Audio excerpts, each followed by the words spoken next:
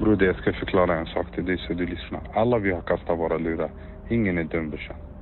Vi är ett gäng smarta affärsmän.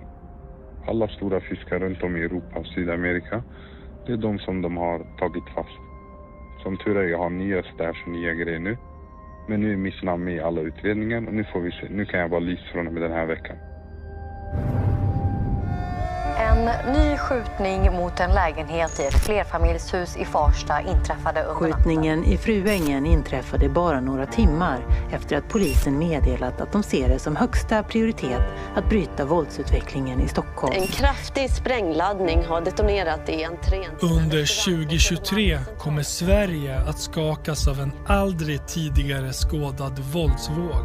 Sverige har aldrig förr sett något liknande. Inget annat land i Europa ser något liknande. Anhöriga till kriminella blir måltavlor i ett gängkrig som påverkar ett helt land. Ja, våldsvågen i Stockholm fortsätter. I eftermiddags inträffade ännu en skottlossning.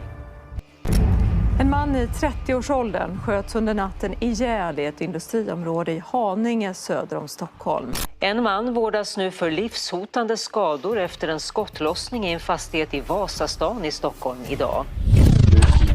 Hej grabbar! Tjo mina bröder! Hörde jag man, jag Benzema eller? Hej bröder, hörde jag $1 miljon eller? Nej jordgubben, vart är du mannen? Vart gömmer du dig? Adana eller? Vågar inte visa era ansikten eller? Allah, kolla. Allah! Jag ska jaga er allihopa. Kom. Jag kommer för er. En vis man en gång i tiden i Kurdiska bergen, han berättade för mig att ena handen tvättar andra handen. Vet du vem det är, brorsan? Han kallas för räven, brorsan. Vännerna blev dödsfiender.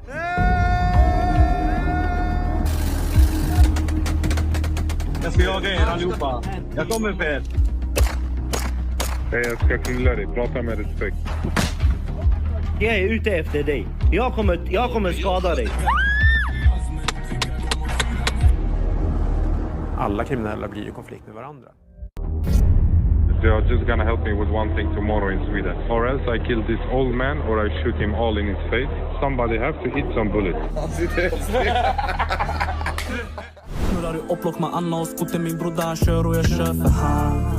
Du blir rökt för ett fuck.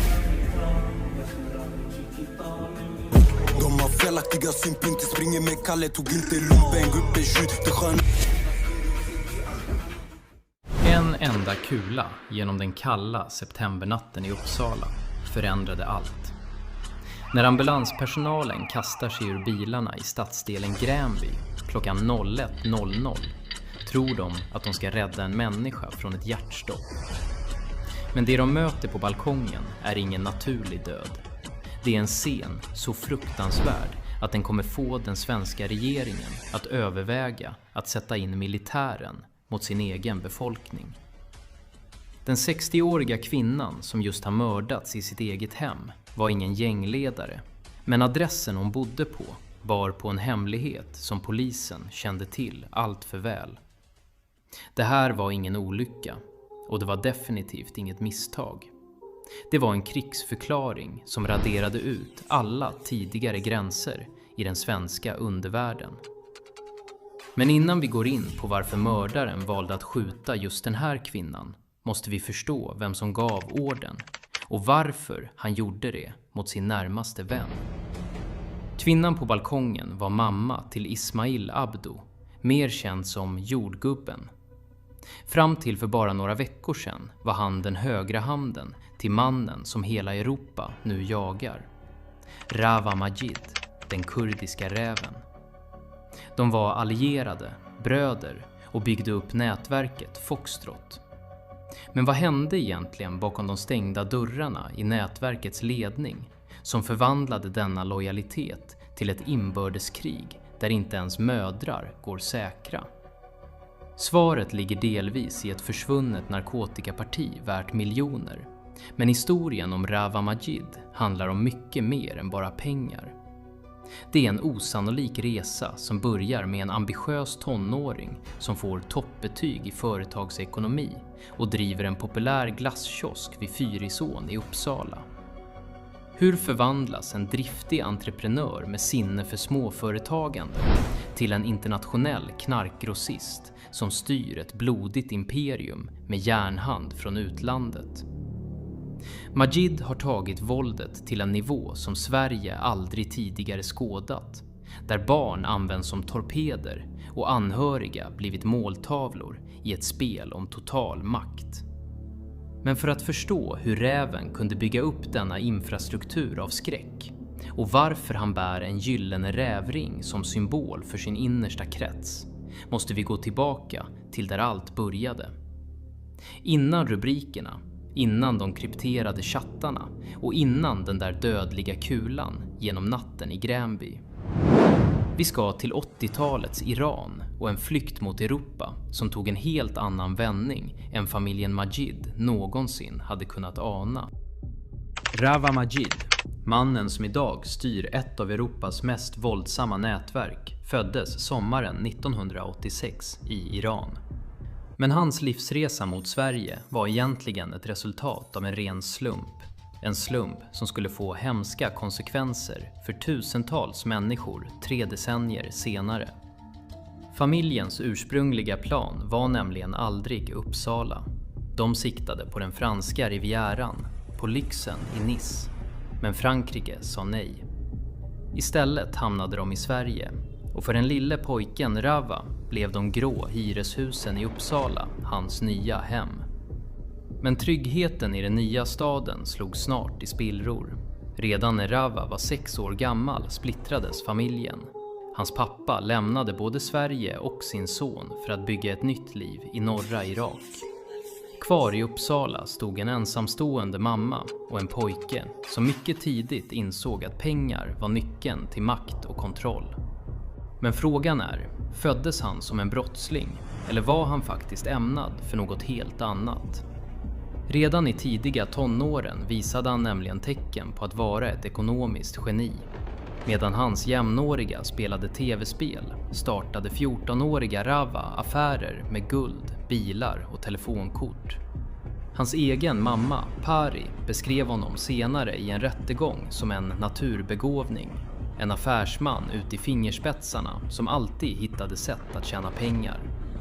Denna driftighet följde med honom in i gymnasieskolan där lärarna beskrev honom som både kaxig och extremt begåvad.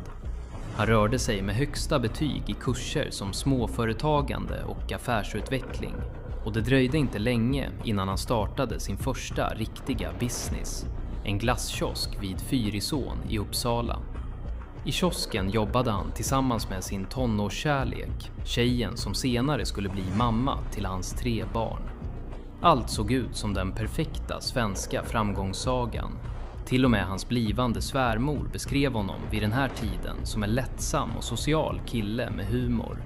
En person som man aldrig i sin vildaste fantasi skulle kunna tro var kapabel till det han senare skulle göra.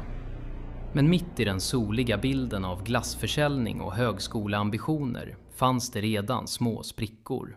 Svärmoden minns hur han redan då, i tonåren, kunde erbjuda henne att sälja smugglade ryska cigaretter på loppisar. Det var små steg, nästan osynliga, som visade att Rawa Majids sinne för affärsutveckling inte kände några moraliska gränser. Men vad var det som fick den här hyllade unga entreprenören att ta steget från att sälja glass till att sälja tunga droger? Svaret finns i året 2006, då framgångssagan plötsligt förvandlades till en mörk brottskrönika. Innan vi tittar på hur hans första fängelsestraff blev den perfekta skolan för att bygga ett knarkimperium, måste vi titta närmare på hur han lyckades förvandla själva fängelsecellen till sitt första huvudkontor. Och hur han använde sina betyg i företagsekonomi för att utnyttja sina medfångar på ett sätt som polisen aldrig tidigare sett. 2005 ser Rawa Majids liv ut som den perfekta framgångssagan. Han har lämnat skolan med toppbetyg, driver en lönsam glasskiosk och är älskad av både sin flickvän och hennes familj. Men bakom den välputsade fasaden av en ung entreprenör döljer sig något helt annat. Redan 2006 rasar bygget. Bara 1 år efter gymnasiet faller den första domen. 3 månaders fängelse för grova stölder och häleri. Den unga affärsmannen har börjat ta genvägar, men det här är bara början på en förvandling som kommer att skaka om hela den svenska kriminalhistorien. Vad var det egentligen som hände i de mörka korridorerna på anstalten? Istället för att låta sig brytas ner av straffet ser Rawa Majid fängelset som en ny marknad. När han 2010 döms till hela 8,5 års fängelse för ett grovt narkotikabrott gör han något som polisen aldrig tidigare skådat hos en så ung fånge. Han tar med sig sina MVG-betyg i företagsekonomi in i cellen. Kriminalreportern Erik Melin berättar hur utredarna gjorde ett märkligt fynd under en visitering. I Majids cell hittades en noggrant förd förteckning över medfångar. Men det var inte namnlistor, det var kundlistor. Den unge Majid drev en omfattande business med utlåning av ett 30-tal telefonkort. Han bedrev affärsutveckling och småföretagande mitt framför näsan på kriminalvården. Det var här, bakom låsta dörrar, som strategen bakom Foxtrot föddes. Men det han byggde upp var inte bara en ekonomisk maskin. Det var en maktbas byggd på våld och strategiska allianser som skulle visa sig vara livsfarliga långt efter att han släppts ut. Det är nämligen under dessa år som man knyter kontakten med de personer som senare ska bli ryggraden i hans nätverk. Bland annat nyckelpersoner från det som kallas Bronätverket. Men medan han bygger allianser börjar hans rykte som en våldsam ledare att cementeras. Sommaren 2016 på Hällbyanstalten skickas hela avdelningen i lockdown efter en brutal misshandel. En medfångare kommer till vakterna, mörbultad och blödande, och vittnesmålen är entydiga. Rawa Majid var inte bara med, han var den drivande kraften bakom våldet. Han blir en problemfånge som flyttas runt mellan landets tyngsta högsäkerhetsfängelser, som Salberga och Hall. Men trots att han flyttas, isoleras och straffas lyckas han bibehålla en kontakt som de flesta andra gängledare förlorar. Han har ett orubbligt stöd hemifrån. Hans tonårskärlek står vid hans sida och under tiden han sitter inlåst bildar de familj. Vid en permission beviljas han till och med att gå ut och köpa presenter till sina barn. Det här stödet från familjen skulle visa sig vara helt avgörande. Men det skapar också en fråga som polisen vid den här tiden helt missar. Hur kan en man som sitter isolerad på ett högsäkerhetsfängelse styra en infrastruktur som sträcker sig från Norrland ner till Skåne? Medan polisen fokuserade på gängkrigen i storstäderna byggde han i tysthet upp en infrastruktur som sträckte sig från Norrlands inland till Skånes kuster. Han skapade nya marknader för kristall, ecstasy och kokain på platser där ingen förväntade sig storskalig organiserad brottslighet. Men den mest häpnadsväckande upptäckten som polisen senare skulle göra handlade om hans allra första business. Den lilla glasskiosken i Uppsala, den som han startat som tonåring, hade slutat sälja bara mjukglass. Den hade förvandlats till en tvättmaskin för miljoner av Foxtrots knarkpengar. När Rawa Majid slutligen blev villkorligt frigiven 2018 klev han ut i friheten som en helt annan man än den som gått in. Utåt sett fanns alla förutsättningar för att han skulle lyckas bli hederlig. Hans mamma, Pari, har senare berättat i förhör hur hon kämpade för att hjälpa sin son på fötter igen. Hur hon stöttade ekonomiskt och var en engagerad farmor för sina 3 barnbarn. Men Majid hade inga planer på att bli en vanlig småbarnspappa i Uppsala.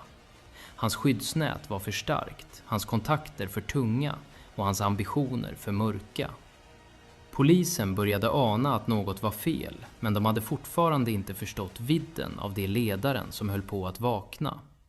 Majid var inte längre bara en lokal kriminell. Han var på väg att bli en spöklik gestalt som styrde Sverige via krypterade appar. Men hur kunde en man som nyss lämnat fängelset plötsligt börja kommunicera med internationella drogkarteller utan att lämna ett enda spår efter sig? Svaret fanns i en liten, till synes oskyldig app på en specialbyggd telefon. Men vad Rawa Majid inte visste var att precis när han trodde att han var som mest osynlig höll fransk polis på att knäcka koden till hans imperium. Innan vi tittar på de läckta chattarna som avslöjade Majids alias, Fox Kurdish, måste vi förstå varför han plötsligt tvingades fly Sverige hals över huvud och hur en enda rävring i guld blev startskottet för en våldsvåg som ingen i Sverige var förberedd på. 2020 trodde Rawa Majid att han var oövervinnerlig. Han rörde sig fritt, bodde i stora villor utomlands och styrde sina affärer genom EncroChat, en krypterad app som lovade total anonymitet. Men medan miljonerna rullade in och Majid poserade med sina guldringar hände något som ingen i den kriminella världen trodde var möjligt. Fransk polis lyckades knäcka koden. När de svenska utredarna för första gången fick ta del av chattarna fick de ett bryskt uppvaknande. De insåg att mannen de tidigare sett som en lokal Uppsala-kriminell hade förvandlats till något helt annat. Han var inte längre bara en del av ett gäng. Han var en drogimportör av rang. En internationell narkotikagrossist som flyttade tonvis med knark över landsgränserna. Det var i dessa chattar som ett specifikt namn började dyka upp om och om igen. Fox Kurdish. Han var spindeln i nätet, centralpersonen som gav order till utförare över hela Sverige. Kriminalreporter Kerstin Nilsson på Aftonbladet gav honom då namnet som hela svenska folket snart skulle lära sig, den kurdiska räven. Men medan polisen febrilt pusslade ihop bevisen för att bevisa att aliaset Fox Kurdish faktiskt var Rawa Majid höll måltavlan på att glida dem ur händerna. Vid tiden för polisens stora genombrott befann sig Majid redan utomlands. Han hade flytt Sverige tillsammans med sin sambo och deras 3 gemensamma barn. De rörde sig som en skugga genom Europa, från irakiska Kurdistan till England och vidare till Nederländerna. Men sommaren 2020 tvingade coronapandemin fram ett ödesdigert beslut. Restriktionerna gjorde att familjen inte kunde ta sig vidare och i ren desperation flyttade de hela vägen tillbaka till Sverige. Det här skulle bli Majids sista sommar i hemlandet. Hans mamma har senare beskrivit hur han levde under radarn, hur barnen delvis bodde hos henne och hur Majid gav henne en egen EncroChat-telefon. Han lovade henne att de kunde höras flera gånger i veckan, helt säkert från polisens öron. Men nätet snörptes åt snabbare än han anade. I juli 2020 lämnade Rawa Majid Sverige för sista gången. Bara en månad senare blev han internationellt efterlyst för en rad grova brott. Allt från synnerligen grov narkotikasmuggling till förberedelse till mord. Han hade hunnit häktas i sin utevaro hela 4 gånger, men han var redan borta. Polisen trodde att de hade vunnit när de knäckte chattarna, men de insåg snart att de bara hade skrapat på ytan. För i Majids frånvaro började en helt ny symbol dyka upp i utredningarna. En symbol som visade att Foxtrot inte bara var ett nätverk utan en sektliknande armé. Vad var det egentligen i de där rävringarna som gjorde dem så viktiga för nätverkets innersta krets? Och hur kunde bilderna på en guldpistol och ett rävhalsband leda polisen rakt in i en militärbas i Kurdistan? Innan vi tittar på hur Majids föräldrar förvandlade sin lägenhet till en grön kvart fylld med Rolex-klockor och kontanter i grytvantar måste vi förstå den märkliga symbolik som fick ett av Sveriges största modeföretag att dra tillbaka sina produkter i ren skräck. När polisen scrollade igenom Rawa Majids knäckta chattar insåg de snabbt att de inte bara tittade på en kriminell organisation. De tittade på en sektliknande dyrkan av makt och guld. På skärmen poserade Majid med guldpistoler och tunga rävhalsband. Men det var bilderna på de nu legendariska rävringarna som verkligen fångade utredarnas intresse. En av ringarna föreställer en räv som slingrar sig runt fingret och jagar sin egen svans. En symbol för en jakt som aldrig tar slut. Dessa ringar, dekorerade med ädelstenar och värderade till uppemot 60 000 kronor styck, var Foxtrots absoluta adelsmärke. De bars bara av den innersta kretsen, Majids mest förtrogna. Det gick så långt att modeföretaget Acne, som tillverkat liknande ringar, i ren panik drog tillbaka sina produkter från marknaden. De ville inte under några omständigheter förknippas med den kurdiska räven. Men hur kunde en internationell efterlyst man finansiera denna lyx och samtidigt hålla sina miljoner dolda? Svaret fanns närmare än någon anat, hemma hos hans egna föräldrar i Uppsala. Samtidigt som polisen jagade Majid utomlands började de kartlägga hans mamma och pappa. Det de hittade bakom de vanliga dörrarna var en värld av gröna gummor och gröna kvartar. I gängvärlden är en grön person någon som står helt utanför polisens register. Någon som kan förvara vapen, knark och pengar utan att väcka misstänksamhet. Majids egen mamma var den perfekta gröna gumman. Utåt sett levde hon ett hårt liv. Hon hade skulder hos kronofogden och uppgav att hon tjänade sina pengar på att sälja tidningen Situation Stockholm 12 timmar om dygnet. Men när polisen slog till mot hennes lägenhet hittade de inte tidningsbuntar. De hittade en skattkammare. Kontanter i alla möjliga valutor låg gömda på de mest kreativa ställen man kan tänka sig.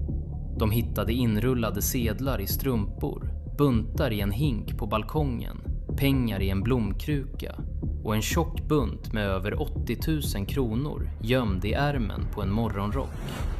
I ugnen låg en grytvante, inte med bröd utan med pengar. Tillsammans med kontanterna hittades Rolex-klockor och Louis Vuitton-väskor till ett värde av 1,5 miljoner kronor.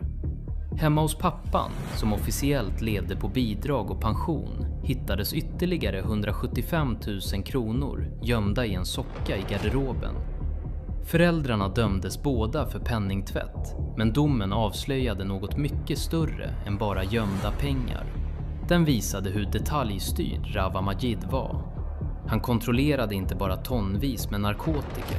Han kontrollerade varje rörelse hans familj gjorde för att skydda hans imperium. Men det var här Majids kontrollbehov började gå över gränsen.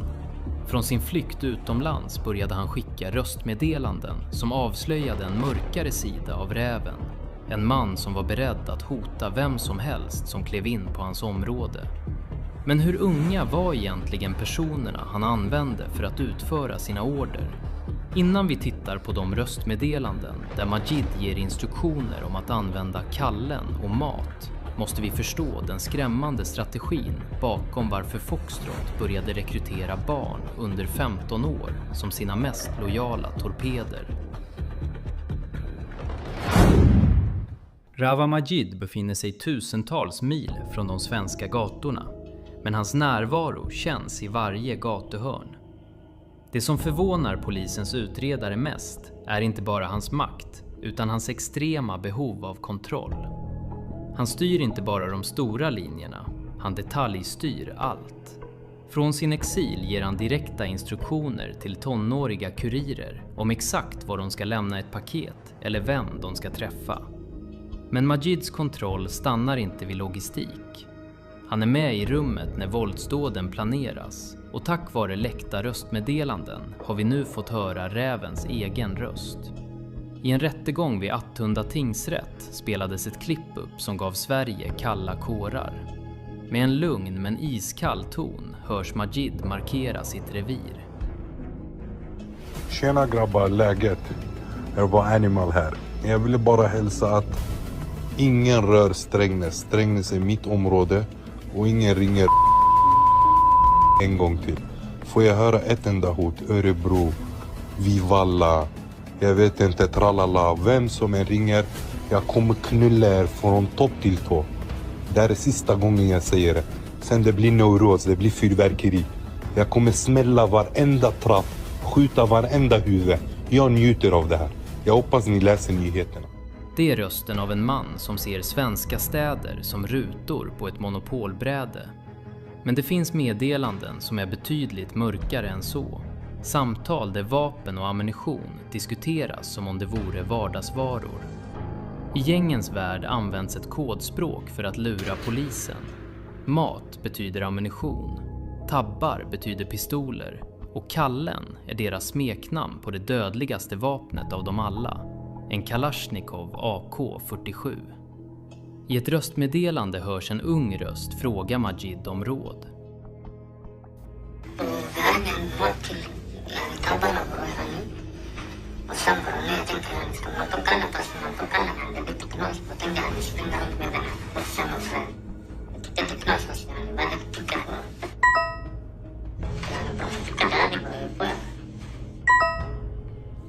Bro, kolla vad de har mat till. Låt dem fixa fort. Kör med Kalle.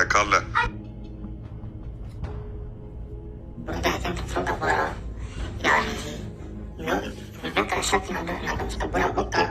Och jag tänkte, ska jag inte alla som med han eller bara han? Och jag kommer inte kunna vänta förstår vad jag menar. Bror, vi har ingen mat till tabbarna. Jag tänker att man ska ta Kallen istället. Majids svar är kort och auktoritärt.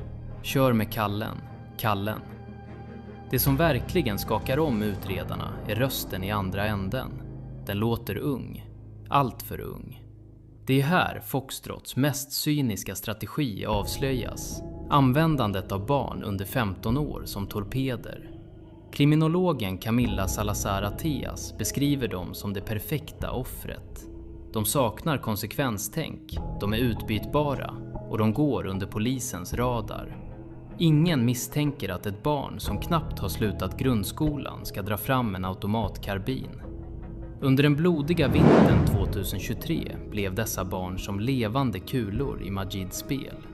Han använde allierade som 20-årige Ibo Badji, även känd som Louise Gucci, för att rekrytera småpojkar till att utföra de smutsigaste jobben. Badji, som själv bar den gyllene rävringen, dömdes senare till 18 års fängelse, men skadan var redan skedd. Barnen hade blivit en del av en krigsmaskin de inte förstod vidden av. Men trots denna armé av barn och lojala utförare började marken skaka under Rawa Majids fötter. Han trodde att han var säker i irakiska Kurdistan, skyddad av makt och pengar. Men vad händer när en internationell insatsstyrka plötsligt står utanför dörren med fingret på avtryckaren? Innan vi tittar på den dramatiska natten när insatsstyrkan slog till mot Majids gömställe och den chockerande anledningen till att han återigen lyckades gå upp i rök, måste vi förstå hur han lyckades köpa sig ett helt nytt liv i Turkiet. Hösten 2021 ser det äntligen ut som att rättvisan ska hinna ikapp Rawa Majid. Efter veckor av topphemliga förhandlingar mellan svenska myndigheter och det kurdiska självstyret i Irak är fällan gillrad. En tungt beväpnad insatsstyrka rör sig ljudlöst mot en bostad i irakiska Kurdistan. Orden är glasklar. Grip honom till varje pris. Men när dörren sprängs upp möts polisen av en isande tystnad. Rummen är tomma. Sängen är kall. Rawa Majid har, precis som vid flykten från Sverige 20, lyckats gå upp i rök bara timmar innan tillslaget. Misstanken som sprider sig bland de svenska utredarna är tung. Någon med enormt inflytande i Kurdistan har varnat honom. Räven hade vänner på platser som svensk polis inte kunde nå, och återigen stod rättvisan tomhänt.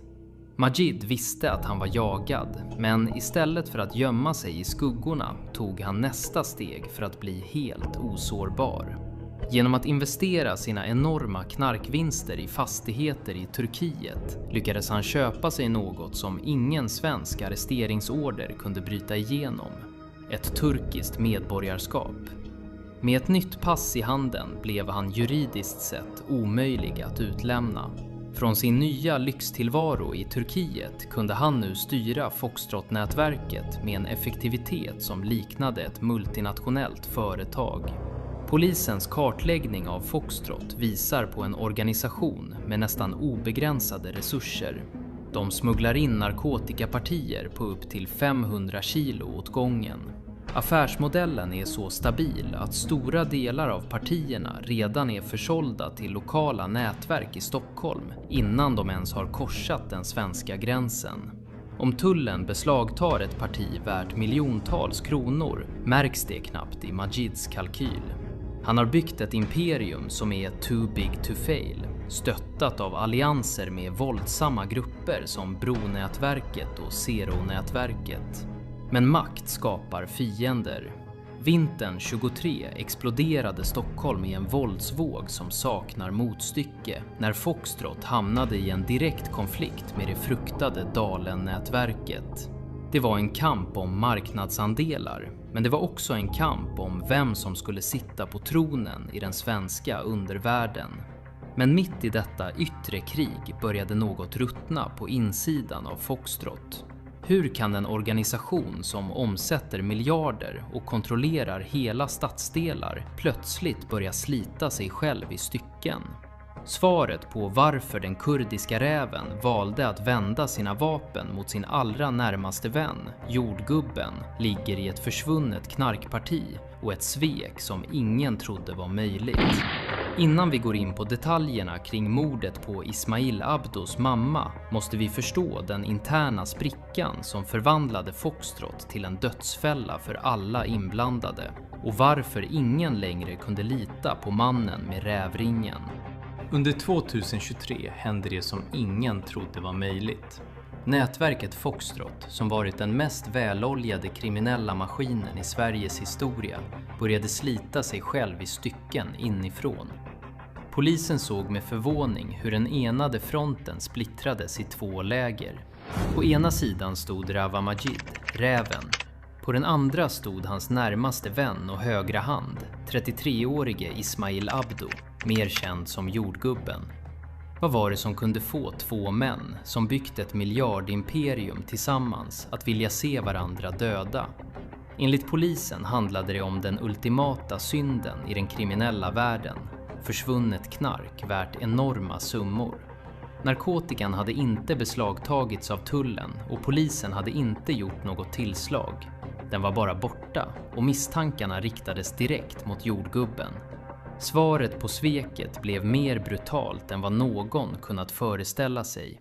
Den 6 september 2023 raderades alla oskrivna regler när Ismail Abdos 60-åriga mamma sköts ihjäl på sin balkong i Uppsala.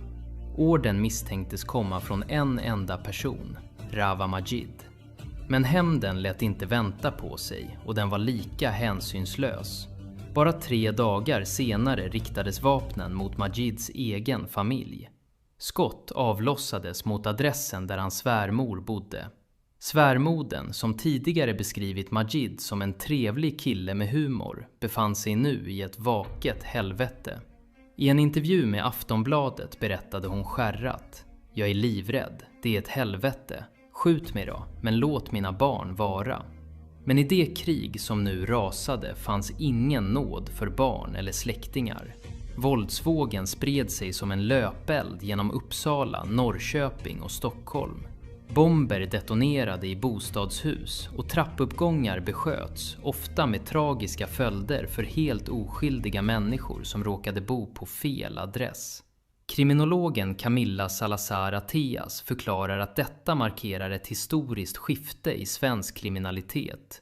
Att ge sig på anhöriga är extremt. Det är ett sätt att pressa motståndaren när man inte kan nå honom personligen.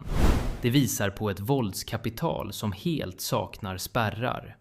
Men mitt i detta kaos, när blodet flöt på svenska gator och rädslan förlamade hela stadsdelar, började en ny och ännu mörkare bild växa fram.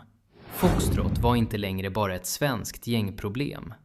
Innan vi tittar på hur Rawa Majid förvandlades från en kriminell ledare till en bricka i ett storpolitiskt spel mellan nationer måste vi förstå den chockerande vändningen som skedde under 2024.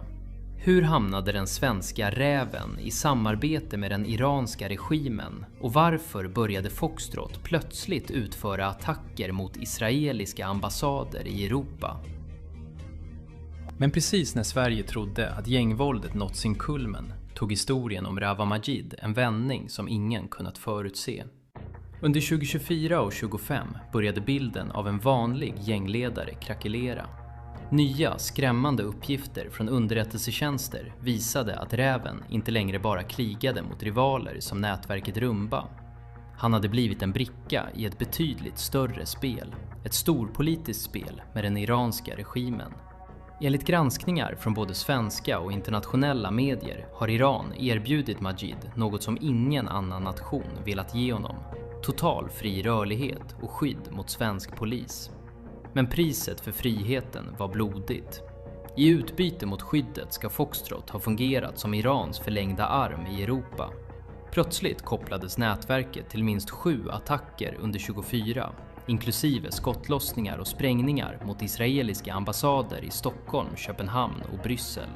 En handgranat som placerades vid Israels ambassad i Stockholm i början av 2024 beskrivs av källor som Majids inträdesbiljett för att få stanna i Iran.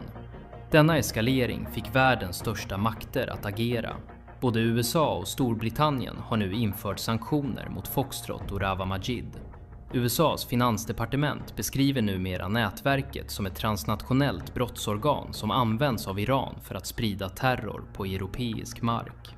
Men även om Majid själv verkar vara som bortblåst har nätet börjat dras åt kring hans innersta krets.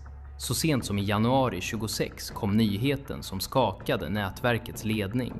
Irakiska myndigheter och kurdisk säkerhetstjänst slog till i Soleimani-provinsen och grep en av Majids absolut närmaste män, den 21-årige Ali Shehab. Han misstänks vara nyckelpersonen bakom rekryteringen av de unga pojkar som skickats ut för att mörda i Sverige. Kort därefter greps ytterligare en allierad 23-åring i Irak, en man med kopplingar till våldsvågen i Nyköping och Norrköping. Idag sträcker sig Foxtrots våld långt utanför gängmiljöerna. Polisen utreder nu mordförsök på akademiker och dissidenter som beställts via krypterade appar som Signal. Uppdrag som verkar ha en direkt koppling till politiska intressen i Mellanöstern. Det som började med en kille som drev en glasskiosk vid Fyrisån har förvandlats till ett globalt hot mot rikets säkerhet. Det här är historien om Rawa Majid, den kurdiska räven. Berättelsen om hur ett extraordinärt affärssinne och en kaxig entreprenörsanda förvandlades till ett maskineri av död och förödelse. Från glasskiosken i Uppsala till de högsta nivåerna av internationell terrorism. En resa kantad av guldringar, svek och kulor som inte skonade ens mammorna. Men frågan kvarstår. Hur länge kan en räv hålla sig undan när hela världen har börjat jaga den? Svaret på det skrivs just nu, i de krypterade chattarna och i de mörka gränderna. Där nästa generation av unga pojkar står redo att ta över i ett krig som verkar sakna slut. Vi ses snart med en ny video.